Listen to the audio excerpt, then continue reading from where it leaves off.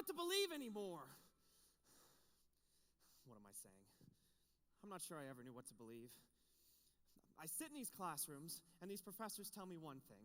But when I was growing up, my mom taught me something completely different. And then there's the pastor at church preaching a different story altogether. And all of them keep saying, let me tell you the truth. Then how am I supposed to decide which truth is actually the truth? I mean, do I go with my gut? Or do I base my belief on cold, hard facts? And that's the trouble too. Whose facts are we talking about? Facts from my Facebook feed or facts out of textbooks? It seems like people only share facts that support their agenda and completely ignore others. Sometimes I feel like there's so much truth out there, I don't know if any of it's true. But everything I read says the truth is relative. You believe what's good for you, and I'll believe what's good for me. But if that's the case, then the truth doesn't matter, does it? If I believe what I want based on how I feel, then the truth is just based on my mood. On a good day, I could believe the world is a great place, but try explaining that to someone who just got fired, or someone who's expecting a tough phone call from a doctor. They'll have a different variation of the truth that day, won't they? Not everybody can be right? Sometimes there has to be a wrong answer. I was a freshman in college back in 1997, which was not a couple years ago for some of you that think I'm really young looking. I was taking notes when a professor asked 5 questions. I wasn't a great note taker my freshman year, but I wrote these questions down, and I still remember them. He said, is there such a thing as wrong?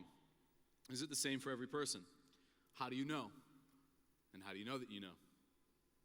How can there be so many truths out there? And what do we do when they conflict? That began a search for me for truth that didn't end with college, and it didn't end with seminary, and it's still not ended today. You see, these are not just questions that university students struggle with or questions that pastors ask. I would argue they're questions that most of us struggle with us. Consciously or unconsciously, most of us are asking these questions. Over the past 2 weeks, we've been discussing these blind spots, these places in our faith where we need to sort of look and check over here and make sure we're not heading for a disaster. And we've talked about intimacy, we've talked about generosity, and today we come to the topic of relativism. Since Google today is the ultimate source of all truth, here's their definition for relativism. The doctrine that knowledge, truth, and morality exist in relation to culture, society, or historical context and are not absolute. This is what you heard about in the monologue. Relativism says this, that what I believe can be different from what you believe and from what you believe and from what you believe, and it doesn't matter if we all conflict, because if there is anything as certain as truth, it can be different from one person to the next. What you believe is true for you, and what I believe is true for me. That's relativism. It colors how we understand truth and knowledge and morality, how we make decisions like right and wrong, other decisions in our life, how we decide what is good or bad, and it even affects how we approach God and, of course, His Scripture. And I believe relativism is the ultimate blind spot, probably the most difficult blind spot for us, and here's why.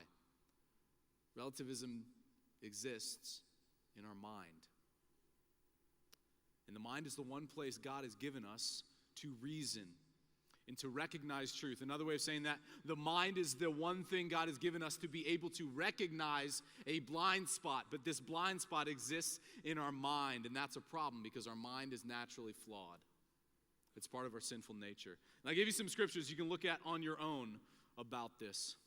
One notion I just want to kill today is that relativism, some would say, is a modern thing. It's only been around for about 30 years or so, maybe 40 years. Many people say this. It's because of liberal education. It's because of bad education systems. It's because families and parents are no longer training their children up in truth. And maybe it's a lack of effectiveness on part of the church. And a lot of people would just blame it on the 70s. And listen, I'm as much in favor of blaming as much as we possibly can. It's wrong with the world today on the 70s. So let's go ahead and heap it on them. But this one isn't on them, okay? So if you lived through the 70s, this isn't on you.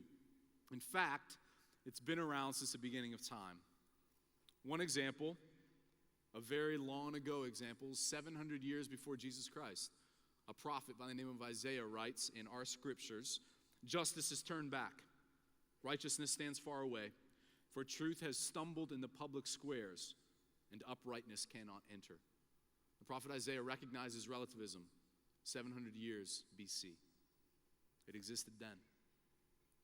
Later, 33 AD, we literally see truth stumble in the public square as Jesus Christ is arrested. He's put on trial in the public square, brought before a government official whose name is Pilate, and Pilate interrogates him and begins to ask him what it is that he's done. And who is he claiming to be? Pilate's trying to figure out if he can wash his hands of this man, which is what he ends up doing, or if he should let him go. They have this conversation. It goes back and forth. Pilate begins essentially by saying, "Are you a king?" And Jesus says, "I'm not saying that, you are." Pilate realizes, okay, this guy's a little smart. So he asks him again. He says, "Are you a king?" And Jesus responds, "I'm a king, but not of this world. My kingdom is not of this world." And Pilate says, "Oh, so you're a king?" "No, I'm not saying that," Jesus says. "You're saying that." And then Jesus says, "I'm actually just here to proclaim truth." And then Pilate looks back at him, and this is his response. What is truth? This is the question of the relativists. And Pilate, of course, wasn't a follower of Jesus Christ. So he asked him, what is truth? And does Jesus give him an answer? Do you know the story? Not really. Jesus stands there and looks at him. Pilate stands there and looks at him. And eventually the staring contest is broken when Pilate turns around and walks the other way and washes his hands of Jesus. Jesus doesn't give him an answer. We'll come back to that. Though most of us at our locations, wherever you're worshiping today, though most of us are followers of Jesus Christ, most of us have a little bit of Pilate in us. A little part of us that consciously or unconsciously asks the question, what is truth? And we wonder about it from time to time. We wonder how we can know if this is right or wrong. Sometimes we make excuses here. We wonder if truth is something we can really know, and we, like Pilate, have a blind spot. In church, it's a pretty big problem. Back in the 70s, there was a guy. His name was Chuck Colson. And, Chuck Colson in the 70s was a relativist. Do you know this? Chuck Colson was known in the Washington, D.C. circles for being the type of guy who could bend the rules a little bit, the type of guy who could maybe do something that was technically illegal or maybe overtly legal. And in fact, he was doing that not just to get away with it, not because he just wanted to break the law, but because I thought it was for the better good. That if I cut this corner and I get this guy in this position, or I cut this corner and break this law and I get this guy into office, and that's going to be better for people. And so he justified what he did. He set aside the truth. He set aside laws, and he did what he wanted. Eventually, Chuck Colson got in trouble, didn't he? A little thing called Watergate. And he was investigated. Many people, including him, went to jail. And somehow the vice president became the president of the United States because Richard Nixon had to resign. Some of you lived through this. You remembered the press conference where he resigned the presidency because Chuck Colson and he and other people bent the truth. Chuck Colson, in the midst of the trial, actually met Jesus. He had a conversion experience. And as he went on and he got out of jail, he wrote that down in a book called Born Again, sort of his spiritual autobiography. If you've not read that, it's a great summer read to pick up along the way. It tells his story, really. Years later, Chuck got out of prison, and he became a Christian leader until about a year ago when he passed away. A prolific writer and teacher, and really championed not relativism now, but truth, based upon the gospel of Jesus Christ. And he puts all of this thinking into one of his later books called How Now Shall We Live? And for me as a college freshman, for many of you maybe in this room, you've read this book, and it has been incredibly influential. In it, he talks about relativism. He says this, in relativism, there's no source of moral truth, and we are left to construct morality on our own. Every principle is reduced to a personal preference, and by contrast, the Christian believes in a God who has spoken, who has revealed an absolute and unchanging standard of right and wrong based on his holy character. He's talking about something that we really do know to be true, that relativism is at odds with Christianity in the way of Jesus. And it's incredibly difficult for us to see, because of the brokenness of our own mind, what we are to do about it. So let me take a little bit more time defining it. This time I'm not going to use Google. Sometimes Jesus is a little bit more helpful. So we're going to turn there to Matthew 21. This is Jesus having an encounter with several religious people of the day who are leaders, and they're wondering who this guy is and where he's getting this authority from. And so they have this conflict. It says this: Jesus entered the temple. The chief priests and the elders of the people came to him as he was teaching. And he said, "By what authority are you doing these things? And who gave you this authority?" Jesus answered them, "I will also ask you a question if you tell me an answer. Then I will also tell you by what authority I do these things." And he asked them this question, and just notice what they do with the question. Don't get caught up in what the question's about. That's not important for us today.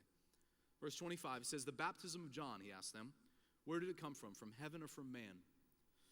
They sort of huddle up, and it says they discuss it among themselves, saying, "If we say from heaven, he'll say to us, 'Well, why then did you not believe him?'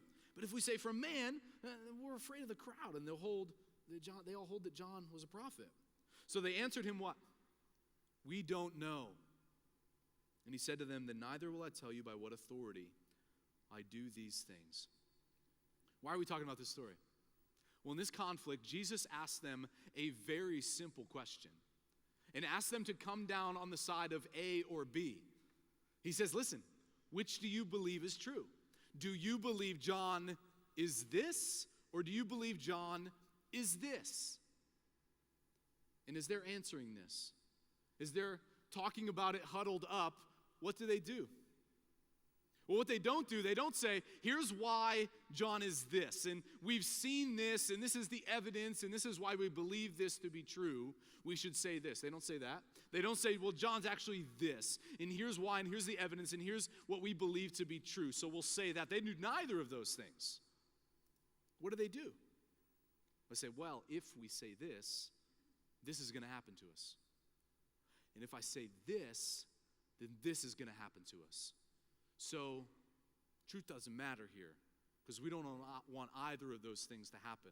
So we're not going to stand on anything. We're not going to say anything is true. In fact, we're just going to say, I don't know. What I want to submit to you, church, is that we are just like that with relativism. To them, the truth is irrelevant. It doesn't matter for their discussion. What matters is personal preference, heart, what seems right, what makes other people happy, not the truth. And so I want to give you three definitions here of relativism. Three things that are sort of said by the relativist. And what I want you to do as I go through these is I want you to see if you can identify these in your own life. Maybe one of them, maybe two, maybe all three. The first one is this. The men have a moving target, right? They have a moving target for recognizing truth. What is it? It's the people. It's the crowd. And because they don't think that they can please the crowd, they don't think that there's a truth worth standing on. So truth cannot be found, and they say what? We don't know. And see, the first point about relativism is this. Relativism says truth is elusive. We can't find truth. Truth can't be known. And if you find something that you think is truth, it's just true for you. In church, how we can identify this in our life is that we begin to wander. We become spiritual nomads, wandering through life without any standards by which to measure ourselves, other people, or beliefs or ideas. And honestly, this is where we end up moving from one idea to the next to try to make others or ourselves happy, and we struggle with our identity in a great way. We're not sure who we are, and we struggle with having a moral compass. We're not sure where we are to go and what we are to do. So if that describes you, if you would say, I at times feel lost, I feel uncertain of who I am, I've tried so many different answers and I've not yet found the truth, I'm about to give up, then this one's you. And relativism is a blind spot. The second one we see, when the men in the story allowed truth to be several different things depending on the context, right? Depending on what's going to make this group happy or themselves happy. And this is a very clear mark of relativism, that truth changes with culture, people, or context. that it becomes what it needs to be when the time calls for it. This causes us to press back from difficult teachings, from things that maybe push against what we think is true or what we feel is true or what our heart has been telling us all along. And so, church, we can recognize this when we've pushed back, if you've pushed back from maybe a teaching, maybe something you've read in the scriptures, maybe something you learned a long time ago, and you've pushed back from that and you say, you know what, that's just not true now. Or you read something in the scriptures and you say, you know what, that was a different culture back then. Today's culture is so different.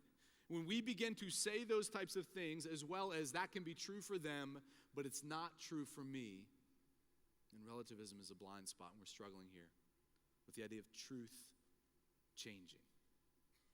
The third thing is this, that the men in the story don't want to land on a truth. Why? Because they don't want to be boxed in. They don't want to be put in a corner. They don't want to be enslaved. Because relativism says that truth enslaves us. It binds us up. It keeps us from living a life of freedom, and we don't want that. What happens, though, with this one is that you actually end up enslaved.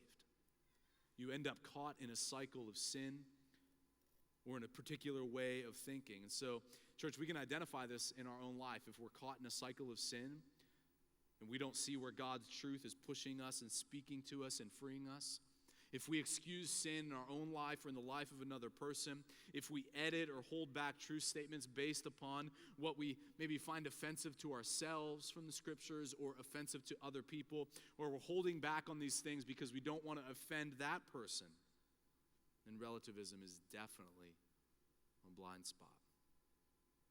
I firmly believe this about all the things I've just shared about relativism, that it's all part of the enemy's plan to remove us from the life that God has for us. And I know this because we go all the way back, not just to Isaiah, but all the way back to the beginning, to Genesis, to Adam and Eve, to the enemy that comes to them when sin enters the world. And do you remember what the enemy says to them? What's the temptation? It's not, hey, have this fruit, it's really good. You'd really like it. It's, hey, look around at all the other stuff that you've got.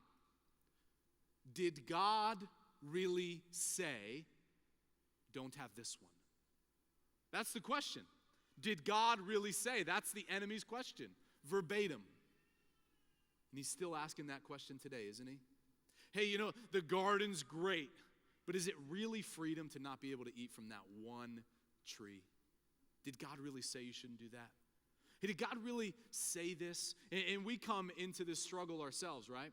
We look at the scriptures and then we begin to step back and go, wait, but did God really say that? Is this just a story? Are we sure about that? I mean, that's a nice story, but man, times sure are different. I don't know if God really said that. And this is where our mind, we really begin to struggle. In his classic book, C.S. Lewis writes in his book, The Screwtape Letters, sort of these letters from a senior demon Screwtape to a younger demon named Wormwood.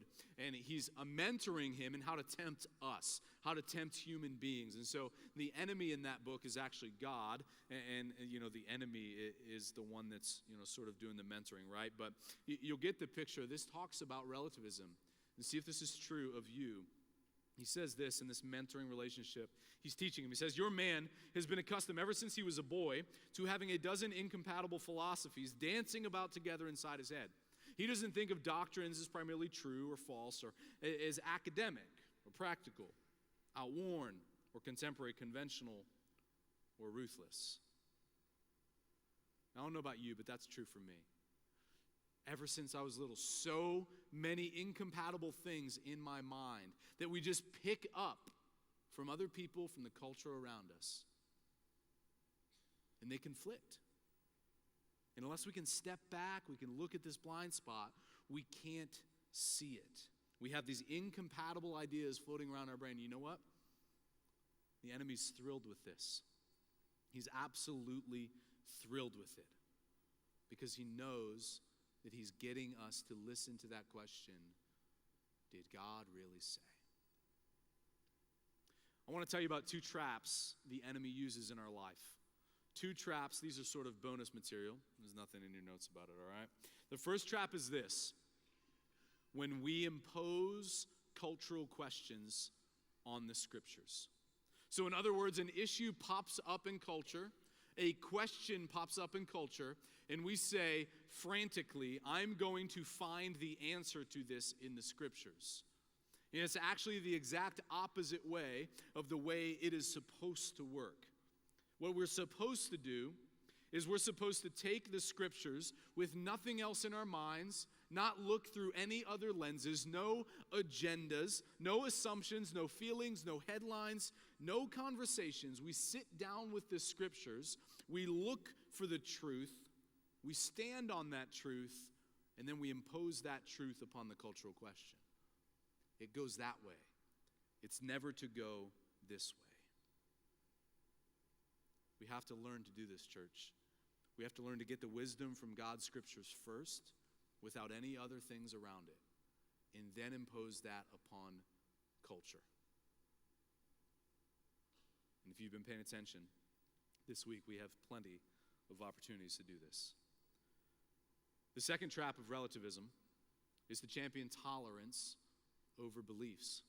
You see, there's this idea of tolerance today, right? It's championed, it's talked about, it's related to being politically correct. And tolerance today means that beliefs don't matter. They just don't. We should throw beliefs away, hold them very personally if we have them, and just get along and tolerate everybody. Beliefs don't matter. That's not a biblical virtue. It's not a biblical value. Not that way. But tolerance can be a biblical virtue when it allows for diversity of belief and practice, as long as a person's welfare is not jeopardized. A couple scriptures here. You can read them on your own, but this is where this understanding comes from. This is a very important thing to get. The Apostle Paul, he talks about communicating the truth of the gospel, not as just one idea that's out there that you can choose from, but he talks about communicating the truth about it. But he does it in a way that is biblically tolerant. We see him declaring, I will become all things to all people in order to save some. Later in the other passages, he declares that who a person is, what they look like, where they're from, or what they believe never excludes them from the love of Jesus Christ. And so, church, if we use this biblical idea of tolerance, we should accept all people.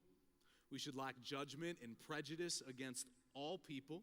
And whenever possible, we should live at peace with other people, even when they clearly disagree with us, even if that disagreement is vehement and in our face and spiteful.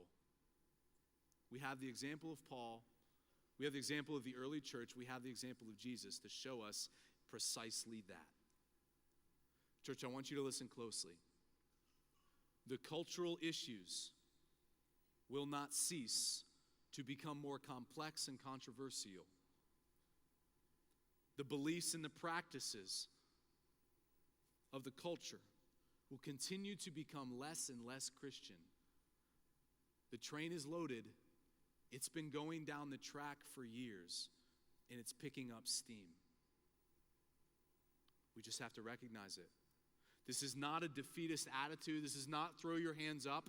In fact, over the history of the church, when this happens in the culture, it is always an opportunity for the church to be exactly who God designed them to be and exactly who Jesus died for.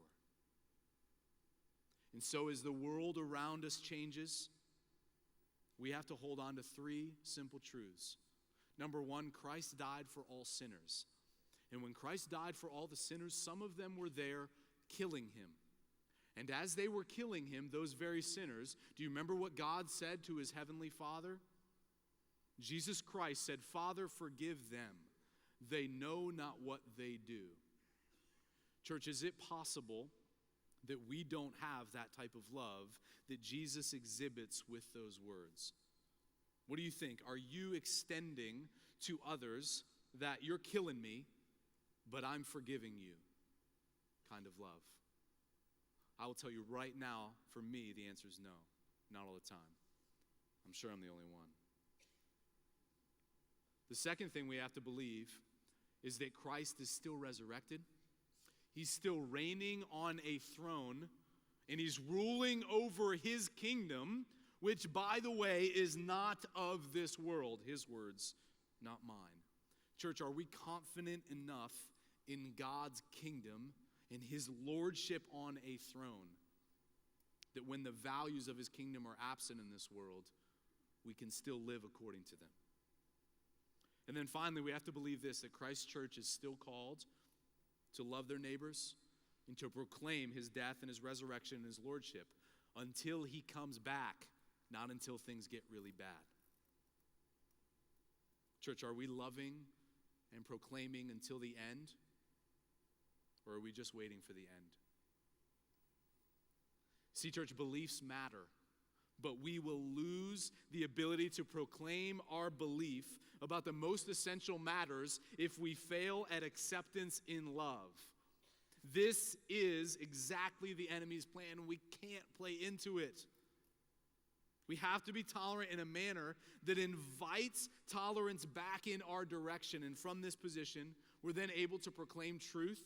And today, people that maybe believe differently just might become convinced by the way we love them and accept them and proclaim the truth. Of course, they may also reject it, but we must be okay with that. Jesus was, and so was the early church. So there's that word again, truth. I told you I'd come back to Pilate's question. He asked, what is truth? Jesus never explained his answer, did he? He just sort of stood there.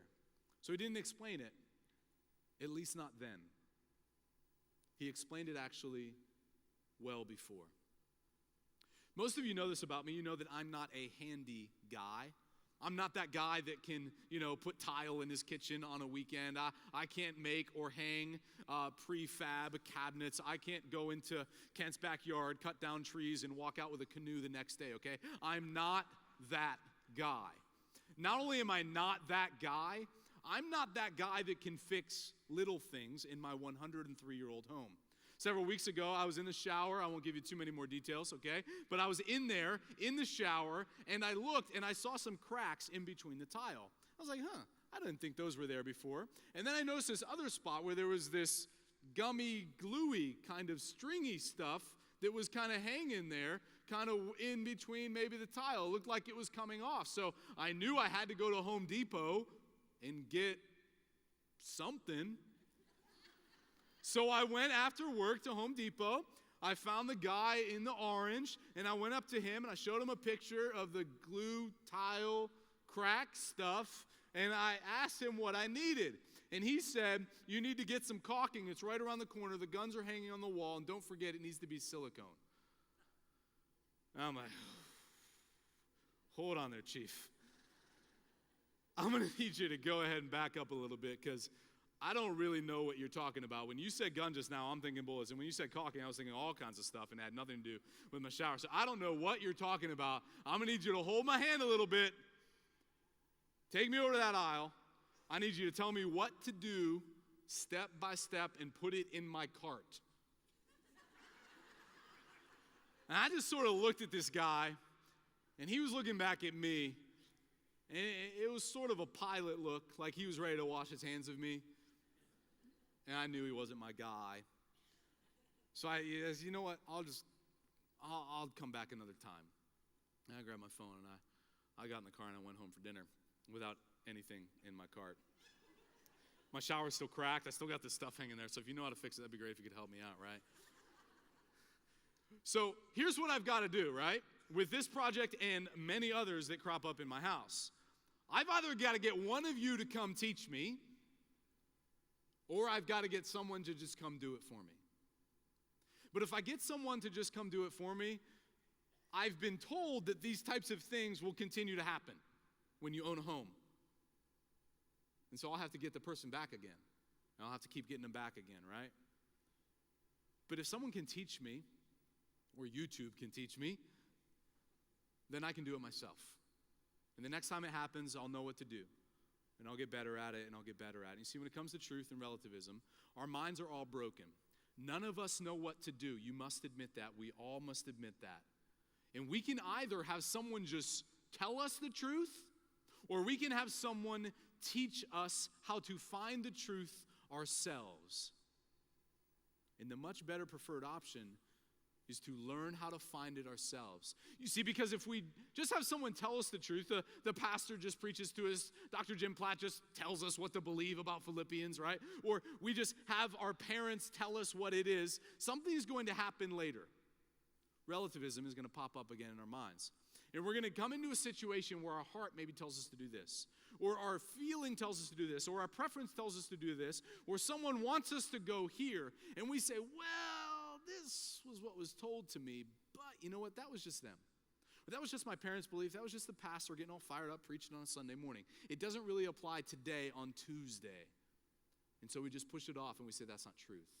That's relativism. What we desperately need, church, is someone to teach it to us, but teach us how to find it. And so what better person to begin with than Jesus, who tells us how to find it? And then my prayer is that we'll have some things to work on from here. I come to this passage in John 4. This is a famous passage of the woman at the well. You probably know the story. It begins this way. Jesus, wearied as he was from his journey, was sitting beside the well. It was about the 6th hour. A woman from Samaria came to draw water. And Jesus said to her, "Give me a drink." For his disciples had gone away into the city to buy food. The Samaritan woman said to him, "How is it that you, a Jew, ask for a drink from me, a woman of Samaria? For Jews have no dealings with Samaritans." And Jesus answered her, "If you knew the gift of God and who it is that is saying to you, 'Give me a drink,' you would have asked him, and he would have given you living water."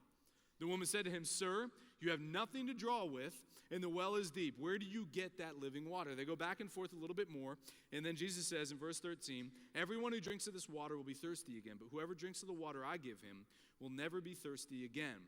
The water that I give him will become in him a spring of water, welling up to eternal life." The woman said to him, "Sir, give me this water so that I will not be thirsty or have to come here to draw water." They go back and forth for about 10 more verses, and then it ends. The woman said to him, "I know that Messiah is coming, he who is called the Christ. When he comes, he will tell us all things." And Jesus said to her, "I who speak to you am he." So what does this have to do with relativism? Do you remember our longer definition? We're going to bring it back. Because Jesus actually did speak the truth. He did it in this passage, in this story. He did it in many other gospel passages and stories well before he met Pilate. He didn't answer Pilate because he had already answered Pilate. Pilate just didn't listen. So here it is. Number one, relativism says truth is elusive, but Jesus reveals that truth is knowable in him. See if you can follow this. You see, one of the seeds of relativism is that we forget our identity, right? We don't think truth is something we can find, so we're not even sure how to find ourselves. And here's this woman who does not know that she's the created son or daughter of God. Here's a woman who struggles with her identity deeply. She is a cultural minority. She has such a low view of herself that she doesn't even think she can be having a conversation with this man. And she is a moral nomad.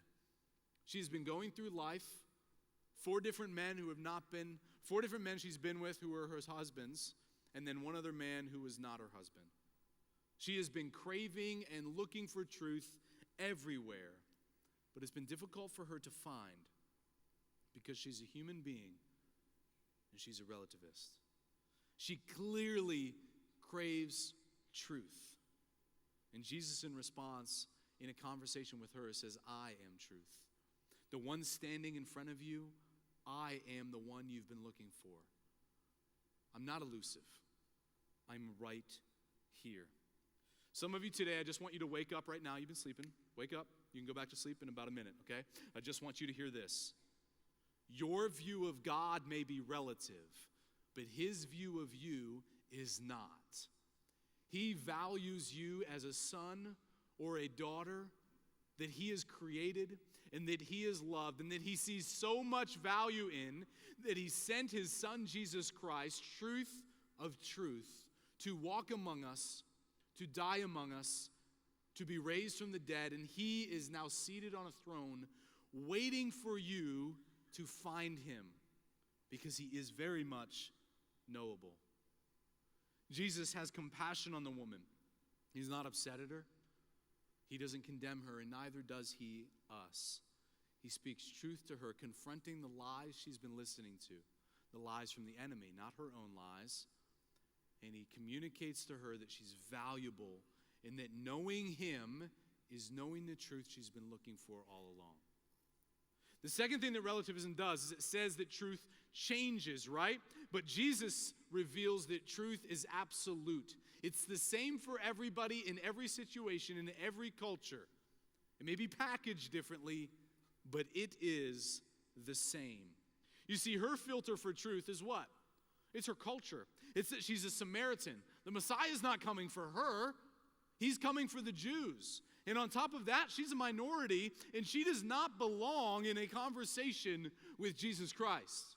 She's a Samaritan. But Jesus does not see it that way.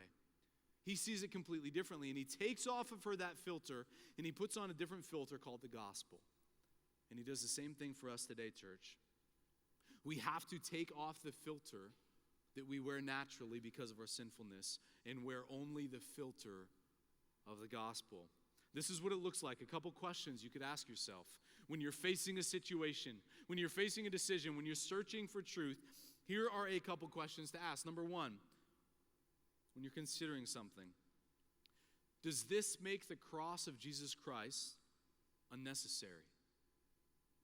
Another question, does it take the freedom that Christ gave me on the cross and abuse it? And a third question, does it value me enough that Jesus would die for me? We've got to wrestle through the answers to those questions. Because if it devalues the cross, if it devalues our freedom, if it devalues our value, we've got a problem of relativism. And we need to think about that decision a lot more carefully. The third and final thing that we said about relativism is that it thinks truth is a form of slavery. I need some of you to know the answer to this without me putting up on the screen. What does Jesus say? Jesus reveals that truth is what? Freedom. Well done. It's freedom. The woman has been told truth will enslave you, and she's been living that way. But guess what actually enslaves? Relativism. The truth actually sets you free. Jesus' own words, right? What does he say? If you abide in my word, you're truly my disciples, and you will know the truth, and the truth will set you free. That's not just from Shawshank Redemption. That's actually from the mouth of Jesus Christ. And later he says, so if the Son sets you free, you will be free indeed. That's our memory verse for this weekend. Because we're commanded by Jesus to recognize that the gospel doesn't enslave us. It's not about the one tree we don't have the ability to eat from. It's about all the other trees that are set before us. That's freedom. And if Jesus set us free, we will be free indeed. Church, I think we're all little pilots, often asking what is truth. We struggle with it. We aren't sure where it is, and we aren't sure who we are because of this struggle. But listen, Jesus has given us an answer to that question. That question has not changed over the millennia. It is not going to change no matter which way the culture, the world goes, and no matter how long it keeps on spinning. Across cultures, across history, across contexts, across different people in different nations, all over the world, Jesus' truth remains. That truth is found in him, and it's knowable, and it's absolute, and it brings freedom. So how do we do this? What do we do with it? Well, we've got a lot of work to do. We all need to grab hold of something different, most likely. And so what I've done, I'm going to give you 6 tweet length to-dos. These are 140 characters. These are going to be quick, and then I'm going to close in prayer. I want you to find which one of these you need to grab hold of most deeply. Maybe there's a couple of them. All right, number 1, we need to cling to God's absolute truth about ourselves and his Son and release our grip on any truth that we cannot connect back to him.